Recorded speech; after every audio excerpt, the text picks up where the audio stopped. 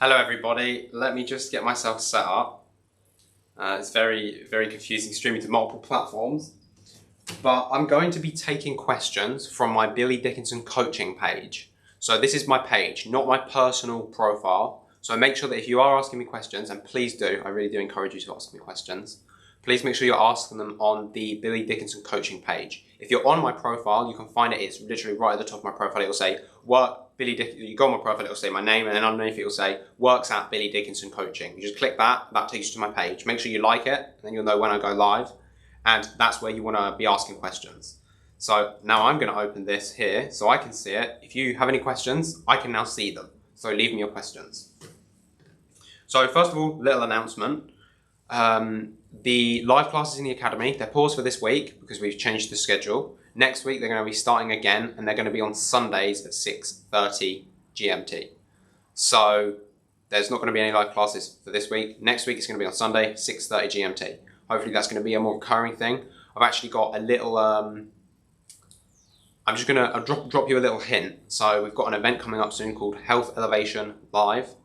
And this is going to lead into a new course in the academy. If you're already in the academy, you're getting all of this included, and this is what the live classes are going to be about every single week.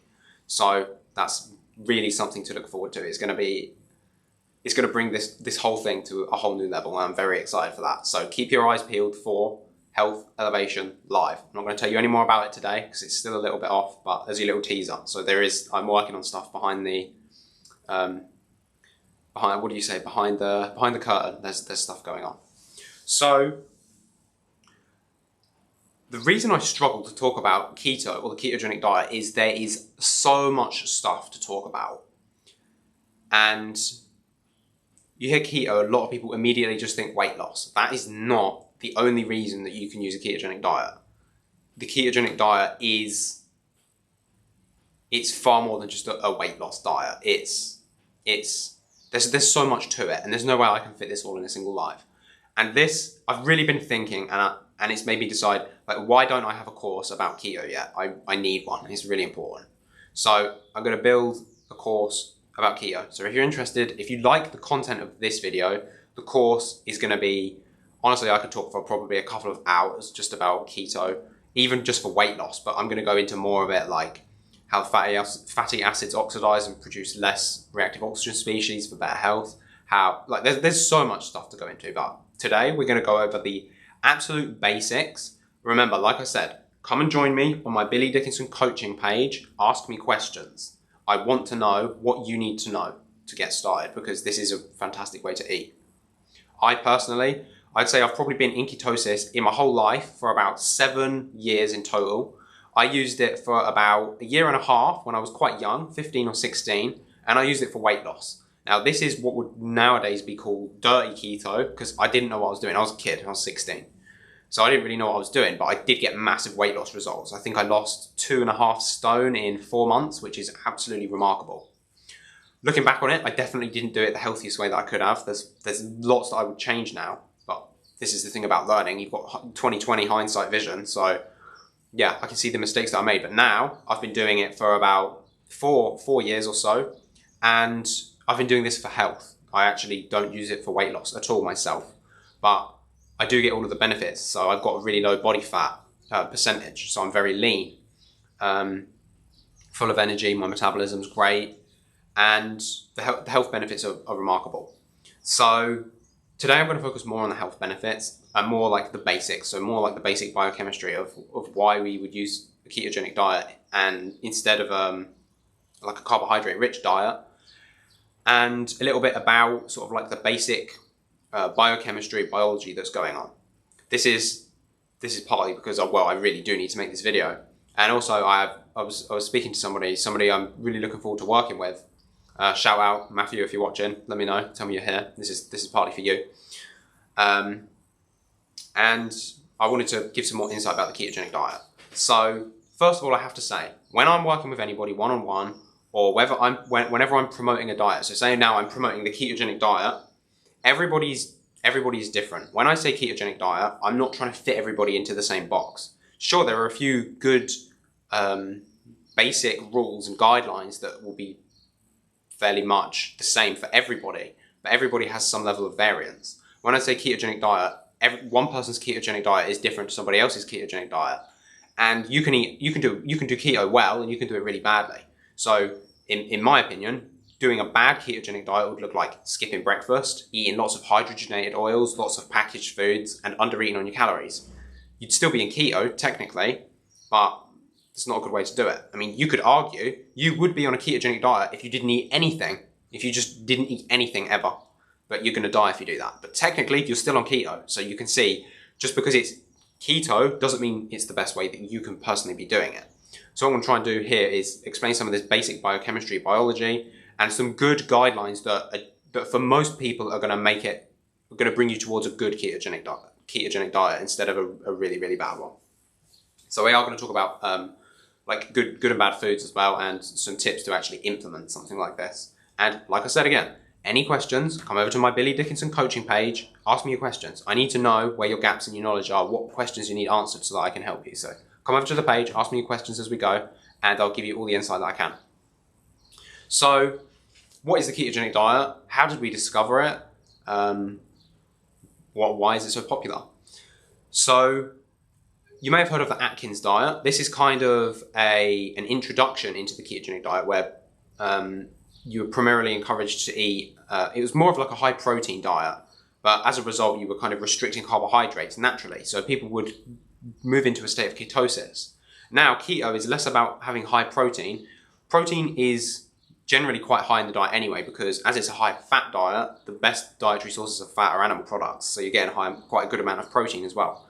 But we're not trying to eat high amounts of protein for fuel. They're just good for metabolism, for muscle repair. There's loads of other benefits to protein, but we're really trying to run on the fat. And we have to run on fat because we're trying to reduce or eliminate carbohydrate intake in the diet. So protein is not a good fuel source for the body.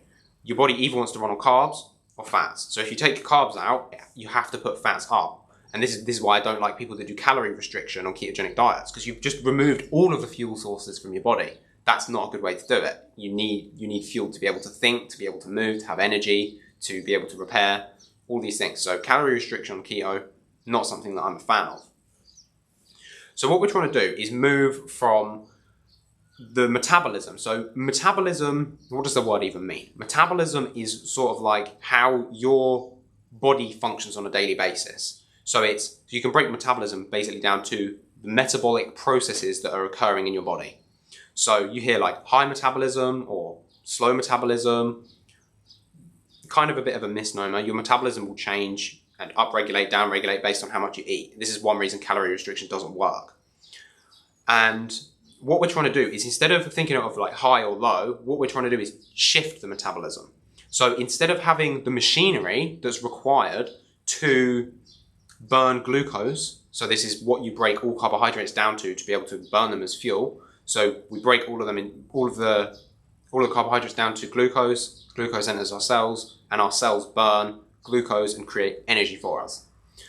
Instead, what we do is we switch to using fat for fuel. So we eat fat, our liver converts fat to ketones, and the ketones enter the cells, and the body burns ketones instead of glucose for fuel. And there's a couple of reasons, and I'm just going to go over them briefly, why this is such a sort of a revolutionary way to do things. And I say revolutionary, really the word should be evolutionary, because the ketogenic diet is actually how we used to eat prehistorically. Think back to the Ice Age. There was no vegetation. People weren't eating bananas, they weren't eating grains, they weren't eating potatoes and tubers and all of these high starch foods. Sure, they would have been eating some vegetation. It would have been very low in carbohydrate. It would have been primarily fiber and indigestible plant materials, which would be fermented by your gut flora into, guess what? Short chain fatty acids like butyrate, which is a saturated fat. So you'd be converting all of these indigestible starches into fats anyway. And then you also would be eating mammoths and walruses and all of these other really, really fatty animals. And this is why our brains are so big.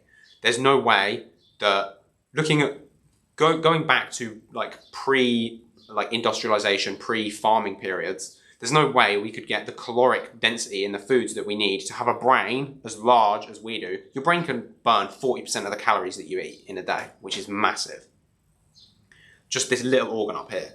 So the only way that we could sustain that kind of brain size was eating fat. It's impossible to get enough calories in pre-industrialization to be able to support that level of brain function. Again, any questions? Let me know. So some of the really cool benefits here are, so first of all, talking about the brain takes a lot of fuel, as we just said. If your body is only optimized to burn glucose, as soon as your blood sugar levels begin to deplete, your brain gets starved for energy. Your blood should only ever have about 5 grams of sugar in it. So this is a teaspoon. So if your brain is using up all of this energy, and say you've eaten a big meal, so a big meal of carbohydrates, so you've spiked your insulin, so your blood sugar goes up, and then as your insulin raises, it begins to crash. When your blood sugar goes below where it should be, and you go hypoglycemic, you now have extreme brain fog because there's just not enough sugar in your blood to nourish your brain. Your brain doesn't have like a local fuel supply, like your adrenal glands, for example. They're surrounded in fat, so they can use that to supply it. But your brain requires the fuel to be in the bloodstream. So your blood sugars go down, brain fog. You also get those feelings of like feeling hangry, really panicked. You can get triggered really easily. You just like attack anyone until you can, like the Snickers advert. I'm sure you've seen it. Like when your blood sugars crash in, well, you eat a Snickers, your blood sugar raises back up. We don't want to do that because then you're going to spike your blood sugar and it's going to come crashing down again. And then you're on this roller coaster throughout the day of just mood swings like crazy. When we're using ketones for fuel instead, these ketones will always be present in the blood because the liver is creating them constantly. If you run out of dietary fat, your body just seamlessly starts burning body fat instead to make ketones, which is why this is such a good diet for weight loss, because as soon as you've run out of your fuel, assuming your metabolism's high enough, your body just switches to body fat straight away and you're just burning seamlessly. There's no blood sugar craziness. You just seamlessly switch over to body fat. You've got basically an effortless source of energy, so you feel good again. This is why it helps for people with things like Alzheimer's, dementia, MS, any kind of neurocognitive problems. I've actually heard Alzheimer's referred to like offhandedly as type 3 diabetes. So you can think in cases of diabetes, especially type 2 and type 3, they've got such an extreme level of insulin resistance. So this means the sugar comes into the blood, the levels begin to raise, insulin is released, but the cells don't react to insulin anymore. So they're like, I don't care if there's sugar in the blood. I don't care if insulin is telling me to take the sugar out of the blood. I'm just not going to react, which is why you have to pump massive amounts of insulin in, which is why the pancreas isn't able to produce enough. So you have to pump it in exogenously because their sensitivity to insulin is so low. But then, say you put these fuels in the diet, so the ketones, the cells don't need to be stimulated by insulin to receive the fuel source. They just go in naturally because all of your cells have got a bilipid membrane. So you've got like the cell and it's surrounded by 2 layers of fat. So for anything to get in that cell that isn't fat soluble, it needs to be escorted in. But because ketones are fat soluble, they just go straight through. They don't need insulin to tell them to go through into the cell. So the cells have energy, and things like Alzheimer's, dementia, all these neurodeficient disorders where the brain doesn't have enough energy, it's able to function way, way better. So you've given your brain the ultimate fuel source because there's always ketones in the blood. But then we can talk about performance, and this is less of I suppose this is actually quite relevant to people with health problems, but this is one of the reasons why high performance athletes like to use a ketogenic diet I call it sort of like a keto flex diet or just generally a low carb diet.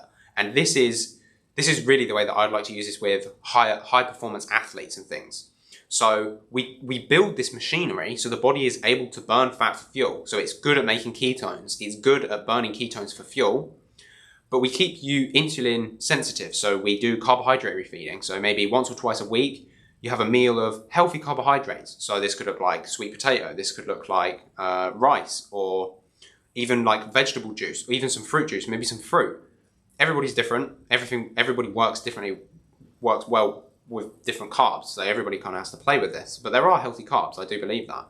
And this is carbohydrate refeeding or carb cycling or cyclical keto. This is the way that I really like to do it. Because while I do think you can stay in keto for years, and I can actually tell you, I've basically been in keto for about at least 3 years straight now, and my health is only going up. So, well, I've got my own, that's my own testimony. I know it works because I'm living it myself. But some people do better with some carbs. And I'm sure high performance athletes will do better with some carbs, especially before they have an extreme performance. So high intensity training and things like that. And this is because now you've got the machinery to function extremely well on ketones and glucose. So a lot of like marathon runners, they can go running and then they hit the wall. This is where their muscles and their liver has been completely expired of glycogen. So they're out of that fuel source. And then their body has to like hard push into ketosis, and it's not got the machinery. It's not used to it. So it's really, really hard to keep going. Your body's amazing though. It'll push through. It's just hard to synthesize the energy. So if we get you really keto adapted, that wall is it's effortless. So you just switch to that second fuel source. Imagine a car. It's running on gas and electric. So you can fuel it up on petrol and you can have an electric motor. As soon as you run out of gas, don't even have to stop the car. You just switch over to electric seamlessly and you're flying. But the best part about it is it doesn't go from one fuel source to the other. You use them both at the same time. Ketones become the backbone of oxidation. So for endurance performance or the base levels of aerobic, is it aerobic? Yeah, aerobic. So this is where you're still using oxygen for, you're still oxidizing. So this is like before lactic acid has been formed. It's not anaerobic yet. So you've got this sort of base level. So think of it like a pyramid. You've got like the base level here, and on the base, you're burning ketones as your primary fuel source. And then when you need that boost, that burst of extra energy, your body's able to tap into the top of the pyramid, which is the carbohydrates, which are definitely a quicker, they're like rocket fuel. But then you've combined it. You've got this base at the bottom of clean burning fuel. Then you burn the glucose at the top. You've got this synergistic effect. And this is how people are using things like ketogenic diets or cyclical ketogenic diets where they're doing carb refeeding, particularly before workouts, to get explosive performance because the muscles can just push out so much more energy, which means you can lift more, you've got more endurance, you can sprint faster for longer, and it's because you've got this hybrid fuel source. So it's absolutely brilliant. Let me see if we've got any questions. Cool, yeah, okay, it's not a question, it's more of a statement, but let's just give it a read. Lisa says, "Hi Billy, I love your videos." Thank you, Lisa. That really means a lot. I make these videos for you, so I really appreciate you saying so. I've been on keto for around 6 months now. It's been a game changer. Yeah, it's absolutely fantastic. So now what I want to do is I want to move into some tips and tricks on how to actually implement a ketogenic diet. And hopefully, I hope you're still watching, Lisa. Hopefully you're not doing any of these things to avoid, and if you are, can try changing them, see if you get any good results. So one of the things that goes pretty much hand in hand with keto nowadays is intermittent fasting. And I think this is great, but it's not used the way that it should be. A lot of people that are using intermittent fasting, especially with keto, they're skipping breakfast and then they're having lunch at say 1 and then they're having dinner at 6. And they've got a 5-hour eating window, but it's later into the day. This, especially if you're using keto to recover from health problems, or if you're like a high intensity athlete, you do not want to be stressing your body out through the morning by not having food. You want to swap this window up, change it so that instead of having a 5-hour eating window from lunch to dinner, you're having a 5-hour eating window from breakfast to lunch, and then you're skipping dinner instead. This does absolute wonders for things like adrenal fatigue. A lot of people say, I can't do keto because I've got adrenal fatigue, or I've got chronic fatigue syndrome, or it messes my hormones up. It's not that you're doing keto, it's that you're skipping breakfast. You have to make sure you're eating enough, and you have to make sure you're eating at the right time. So huge fatty breakfast. I encourage, if you can do it, 100 grams of fat in your breakfast. Great. As much as you can. Like, seriously, eat to satiety. Your body is smart. It tells you when you're full. Just eat until you feel full. Even push it. Make it so you feel nauseous. Then you know you've really put enough in. I can tell you now, I was just doing the counts earlier. I was sitting on the toilet actually. And I was thinking, wow, okay, I've been doing keto for a while. How much do I actually eat in a day? And I went through and I tracked it. I know the macros for all of the foods that I eat in my head already. And I eat between 250 and 280 grams of fat every single day. So that just goes to show you, that is a lot. That is really a lot. I don't know the calorie values. I'm not really a big fan of counting calories. I would say that's easily 3,000 calories. I don't know how well you can see my frame. I am incredibly lean. I would say my body fat is between 5 and 10%. and I'm eating 3,000 calories a day. So what does that tell you about calories? It tells you it's absolutely wrong. Weight loss is science. It's not just calories in, calories out. It's about metabolism. It's about hormonal health. There's so many different factors that come into it. One of the most important things you can do is make sure you're eating breakfast and make sure you're eating enough at breakfast. And make sure you're eating enough throughout the day. I would say the minimum, and this is a rough guideline. Everybody's different, so take it or leave it. But I can tell you, with my one-to-one clients, I say you probably don't want to be going less than 180 grams of fat per day. And this is even for the short 5-foot ladies that I work with, like 5 foot, not doing much physical activity, 180 grams of fat at a minimum. And that's because, like I said, your brain can burn 40%, even if you're just sitting down, just doing like cognitive activities. You can burn through a lot of calories. So make sure you're eating enough. And if you're eating enough in the right time window, at the right time in the day, calories don't matter with weight loss. It's a complete misnomer. Calories in, calories out is debunked, it's flawed, it's not true. It's a myth, it's a fallacy. So how do we actually implement a good ketogenic diet? So first of all, eat breakfast. Animal products, I think they're really great, but plants have their place as well. I think including good amounts of vegetables could be really helpful, especially because the ketogenic diet encourages your body to excrete electrolytes. So best way you can get those electrolytes back in is with vegetables. There are some electrolytes in animal products, but I think you'll probably find every single animal product that you consume, you will either add salt to it or it already has salt added to it. And if you're adding salt to your food, it's going to deplete your potassium. So you need to make sure that you're getting good sources of potassium. So this is why I don't encourage things like the carnivore diet necessarily, because it's tricky because you need to make sure you're getting electrolytes. There's lots of other things that you get from vegetables that are helpful. Like it really affects your microbiome, which is one of the biggest foundations to your health. If you don't take care of your microbiome, you will regret it. It's just a matter of time. And the best way you can do that is making sure you've got a good variety of different vegetation in the diet. So juice in vegetables is a great way because you concentrate all of the nutrients down. So you're concentrating potassium, you're concentrating all of the electrolytes, and you're removing all of the indigestible matter, so the fiber. And you're still getting a lot of the polyphenols and the soluble fiber, and still helps the microbiome quite a lot. It's giving you things like magnesium, potassium. These are things that people struggle when they're adapting to keto because they're urinating out all their electrolytes as their body is switching metabolism and they're not replenishing them. So they get headaches, fatigue, cramps. Add those electrolytes back in, especially from juices. Things like avocado can work really, really well. Epsom salt baths, also really good. You're getting sulfur, you're getting magnesium, really, really helps with cramps and things like that. So I really encourage those kinds of things. It's not just as simple as I'm eating high fat, low carb, I'm doing keto well. You need to make sure that the foods that you're eating are really healthy as well. And they're the foods that we've evolved to eat, that we're physiologically designed to eat.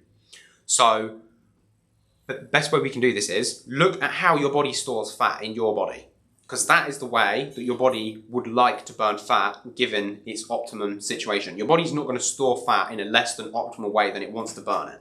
Your body stores fat as saturated fat. So that tells you that's what the primary fuel source of your body is. Your body, by dry mass, is about 50% animal protein and 50% animal fat. That gives you a rough estimate of kind of what you should be eating. It doesn't mean you should be eating like 50% protein, 50% fat, because your body will always spare protein. Your body doesn't just start burning muscles for no reason. Your body wants you to have strong muscles so you can lift stuff and you can be fit and healthy. Fat burns way cleaner and it's twice as calorie dense. It's the optimal fuel source. So your body's always going to prefer to burn fat, so that's what you should be loading up on. But as I said, the body stores it as saturated fat, so that's what your body likes to burn. Coconut oil, butter, ghee, lard, any kind of animal fat, egg yolks, all great sources of saturated fat. This doesn't mean you can't include other kinds of fats. I would completely avoid nut and seed oils. Don't even go near them. Trust me, that's a highway to ill health. Don't touch them. The only vegetable oils that I would consider would be coconut oil. Coconut oil is actually fantastic. It's really saturated fat as well, so that's really good. Olive oil, pretty good as well. Don't cook with it.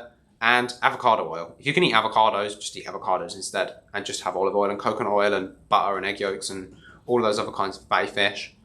Go for those. The animal products have got fat-soluble vitamins in, like vitamin A, vitamin D, vitamin K, vitamin K2. That's really what you want. That's one of the massive benefits of animal products. So as much as you can. Animal products, really, really good fuel source. So, biggest takeaways, make sure that the food that you're eating is what you're physiologically designed to eat. Don't skip out on the vegetables. Vegetables can be quite helpful. They help your microbiome, they help with electrolyte balances, they give you quite a lot of other different types of nutrients as well. It doesn't have to be boring as well. You can add spices, you can do loads of stuff. When I did it the first time, I would have bacon, eggs and sausage for breakfast, and then just fried mince with no spices for dinner. And that was a terrible way of doing it now. If you need some keto recipes, let me know. I've got a really nice smoothie recipe, which is really, really fantastic. I call it my calorie up shake, because I use it with my clients to try and get their macros up, because so many people come to me struggling with fatigue or these kinds of problems, and they're just not eating enough. You up the fat that you're eating, which can be hard in the initial stages, so we put it in a shake and you can kind of sneak it in. I actually had one of my one-to-one clients recently, Vicky, if you're watching, give me a thumbs up, say hello, let me know that you've seen this. So shout out to Vicky. She introduced protein powder with green juice and coconut oil in a shake. She said it's the most stable that her blood sugars have been in years, and she went for 4 hours without needing a meal. This is how your body should be treating you. You shouldn't have crazy blood sugar fluctuations. You shouldn't feel hungry all day. You should feel good. You should feel healthy. You should feel robust. And if you don't, there's something going wrong. But we can fix that. So if you need help with that, reach out, let me know. I'm still taking one-to-one clients. I think I've got 1 slot left for the rest of this month. So don't miss out. Reach out quick. Other takeaways, make sure you're eating breakfast. Optimize your eating window so that it's in the beginning of the day, not at the end. And if you like this information and you're interested in me making a full course about it, then let me know. I am going to be doing the full course anyway, but I'd love to know that you're interested in it, because I know that I'm making stuff that you're actually interested in. This full course, we're going to go over everything. I did maybe 5 minutes on each topic, but I'm going to go in to do a full hour video on each one, because there's just so much to talk about. So if you've got any questions, let me know. I don't think I do. Oh yeah, we got some questions. Cool. So finishing up, I'll do these questions in a sec. So finishing up, if you've got any questions, let me know. I'm gonna go through these now. So if you do have questions, seriously, ask me your questions. I want to help you. Tell me how I can help. What questions do you need to know about this? Tell me what you need. Okay, so Dom, awesome, good to have you, man. Dom G, also another one of my one-to-ones. He's doing fantastic. He's having a really hard time at the minute, but you're doing great, man. Just keep it up. You'll get there. You'll get there. He says, awesome, thanks for this, Billy, so informative. I really hope it helps you, man. This is going to be a tricky one. This is a very, going to be a difficult name for me to pronounce. So, Nuruljana Ibrahim says, how is OCD linked to the gut? I hope I pronounced that right. So OCD, it definitely can be linked to the gut. I would classify it as a sensory processing disorder. So OCD is where you're trying to sort of obsessively control your external environment, overly washing the hands, or making things look ordered in a certain way, or reacting to certain sounds in a way. These are all sensory inputs. So if your gut is damaged and it's got increased permeability, toxins can be leaking in. If you've got a leaky gut, you've got a leaky brain. Guaranteed. If your gut is permeable, your brain has increased permeability too. So these things leak into the brain, they cause sensory overwhelm, and then OCD is a byproduct. This isn't the only root cause of OCD. There can be mental, emotional, or spiritual blockages to unravel, to try and understand this condition. So it's hard to say. What I can say is we do have an event coming up soon, Health Elevation Live. One thing I'll give, so I didn't give you any spoilers. I'm going to give you one spoiler. I'm going to give you one little snippet of information. We're really going to be diving into root cause in this Health Elevation Live event. So if you want to try and understand root cause more, and we're not just going to focus on physical root cause, we're also going to take a look at mental, emotional, and spiritual root causes as well. So this is going to be a really interesting event. You'll get more information, but just keep your ear out for Health Elevation Live and make sure you come along when it comes out. So, Dom says, I'm definitely interested. Yeah, I'll get started on that, on the keto. The keto course will be coming out. So I'm going to finish this one that we've got now. I think you're already quite interested in this one. We're doing mitochondria, energy synthesis, like ATP, how to get good redox potential inside the cell. I'm thinking there's at least 2 more classes in this series. I'm not sure. If I can fit it into 2, great. If not, there'll be more. I'm going to do this one. I'm not going to do this one live. I'm going to probably record this tomorrow earlier in the day and get that uploaded. Because I'm moving the lives to 6:30 on Sundays, but I'm already booked for this Sunday at this 6:30. So from next weekend, 6:30 will be for the lives. So make sure you come along to those, and that'll probably be the last episode in the mitochondria series, and then we'll be talking. Then I'll start the keto course. Tara, hey Tara, nice to have you. Hope you're doing well. Tara says, I'd love to know the calories up shake. I've heard about coconut oil being inflammatory. So Calorie Up Shake is available on my website. Really easy to navigate. All you need to do, go to my personal profile, go in just below my picture, there'll be a thing that says link tree. You click that and it will bring you to a list of all of the links. So it's like my Instagram, like Health Potion Academy. What you want to do is look for the website, the Health Potion website, go on there and navigate through to the recipe section. Inside the recipe section, there's a bunch of stuff. There's actually loads of keto recipes in there. There's a keto butter chicken curry recipe. Like I said, it doesn't have to be boring. It's a keto curry. It's really nice. There's the Calorie Up Shake. I've got a special homemade recipe. It's very traditional British corned beef. Really, really nice. You can make a really nice, I call it my beef porridge out of it. I don't have a recipe on there, but that's something that I'm working on. I know you've tried that, Dom. Dom's tried my beef porridge recipe. I think he really liked it. He's going to try, he was telling me earlier, he's going to try switching it up and do lamb porridge instead. So I'll be interested to hear how that tastes. So let me know how that goes, Dom. But yeah, just take a look there and you'll be able to find all of those recipes. So there's a bunch. There's like a cauliflower rice that goes really nice with the curry. There's like broccoli and Stilton soup. All of the recipes on my website are keto friendly. So take a look at those. Tara also said, I've heard coconut oil is inflammatory. I honestly have absolutely no idea. That does not make any sense at all. Coconut oil has to be the least inflammatory oil there is because as it's primarily saturated in nature, and it's actually it's even more saturated than animal products, which is very uncommon. It's very uncommon for plant products to be more saturated than animal products. But saturated fat is very, very shelf stable. It's very temperature stable. It's very resistant to oxidative stress. So it's not going to become damaged by reactive oxygen species, heat, light, oxygen, which means it's going to be very anti-inflammatory because it's not going to become oxidized before it goes into the body. 50% of it is lauric acid, which when we digest it breaks down to monolaurin, which is the primary ingredient in breast milk. So half of it we already know cannot be inflammatory because it's the same ingredient in breast milk. Breast milk is definitely not an inflammatory food. The other half of it is medium chain triglycerides. And I'm going to flex my knowledge a little bit here. So you've got caprylic, caproic, and capric acid. These are the 3 primary medium chain triglycerides that you've got in coconut oil. Because these are medium chain triglycerides, as I was talking about the saturated fat being converted into ketones in the body to be used for fuel, because these are medium chain triglycerides instead of long chain triglycerides, they don't even need to be processed by the liver into ketones. They can absorb straight through the lymphatic system into your body, don't require bile for emulsification, and you can burn them for fuel immediately. So it is one of the most effective fuel sources you can get. They don't require any processing by the body whatsoever. So I don't see how they can be inflammatory. Coconut oil is absolutely brilliant. It is probably one of the best fuel sources on the planet. I can tell you I eat at least 12 tablespoons of coconut oil every single day. So to give you an idea of what my diet looks like, I get about 12 tablespoons of coconut oil a day. So that's I say tablespoons, they're dessert spoons. So about 10 grams in each spoon.